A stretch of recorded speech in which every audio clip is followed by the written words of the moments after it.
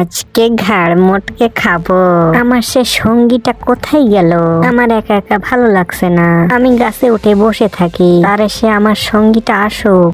এই কথা বলে সঙ্গীর জন্য অপেক্ষা করতে লাগলো পেতনিটা। কিছুক্ষণের ভেতরে পেতনির সঙ্গী ভূত চলে আসে আর পেতনিটা বলতে থাকে, আজকে অনেক মজা করে খাবো, অনেকদিন মানুষের মাংস খাইনি। পেতনিটা আপন মনে কথা বলছিল, সেই সময় চলে আসে সেই আরেকটা ভূত। এসে বলে, পেতনি আমি সরি, আমার একটু লেট হয়ে গেছে, আমি এক জায়গায় ছিলাম। তুই আমাকে থুয়ে কোথায় গেছিলি? আমার একা একা ভালো লাগতেছিল না।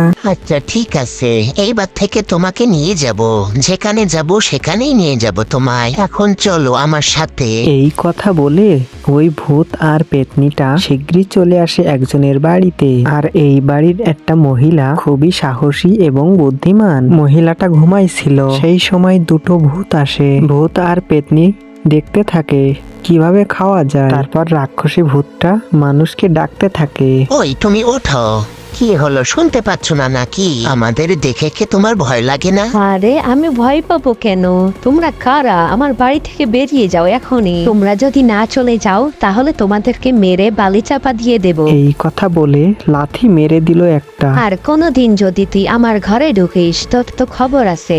এরপর ভূত আর পেতনিটা তাদের বাড়ি চলে আসে আর বলতে থাকে, ওরে বাবা রে, আমার গা হাতটা অনেকটাই ব্যথা, আমি চলতে পারছি না।